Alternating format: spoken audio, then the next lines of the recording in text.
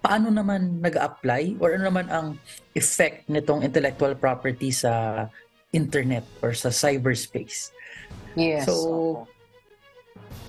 halimbawa po, meron kayong nakitang quote like na-mention ni Attorney Mimi na nakuha mo na idea sa ibang tao, kailangan mong i-properly cite. Uso kasi ngayon, Attorney Mimi, yung magpo-post ka ng quote no? Tapos Oo. i-my day mo ba yun or sa stories mo?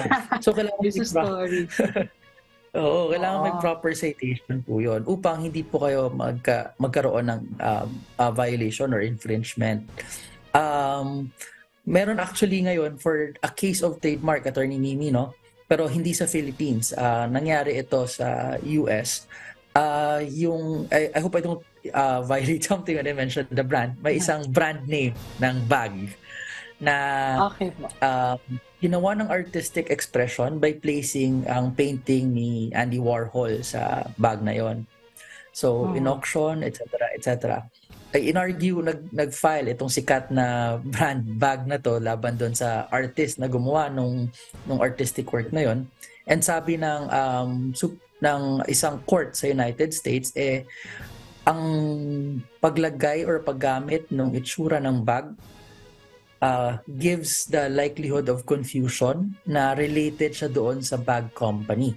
And therefore, Hmm. liable siya doon sa bag company. So it shows, Attorney Mimi, no, na even in cyberspace, even Mhm. pag siya online, there is still IP protection and IP enforcement, not just in the Philippines, but internationally.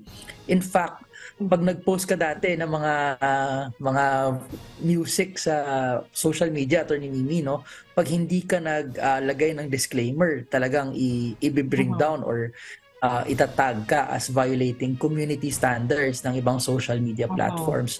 That's why ngayon, kailangan mong i-attribute, kahit na mag-attach ka ng background music or maglagay ka ng lyrics ng song.